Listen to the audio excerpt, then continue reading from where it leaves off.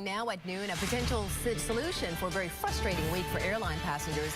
The U.S. House is voting right now on a bill that will end the air traffic controller furloughs that have caused widespread delays this week. The Senate passed it late last night.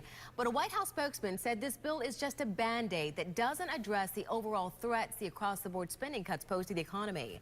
Our Rob Munoz is live at Tampa International Airport right now. And Rob, this is certainly very welcome news to some weary travelers. And TIA says that there are a handful of delays, some of them because of the furloughs.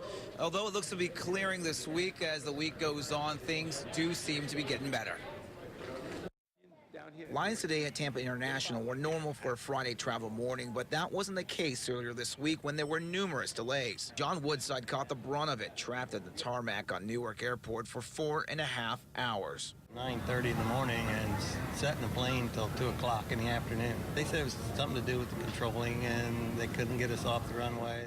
People on this flight were like many others across the country when the furloughs kicked in on Monday. They were getting a little annoyed, but the captain, he kept them, the captain was even annoyed.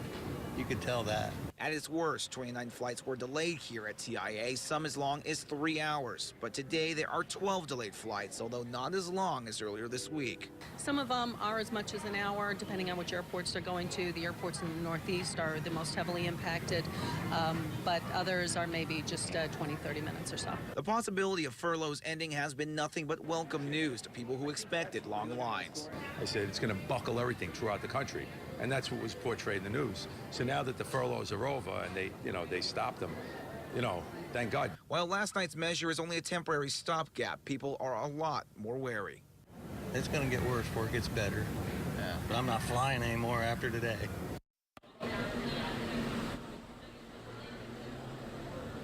Now, TIA says they have not been as impacted as other airports across the country, especially those in the Northeast. But they still say check with your airlines. Also check the airports for any delays that you may encounter before you leave your house. At Tampa International, I'm Rob Munoz, ABC Action News.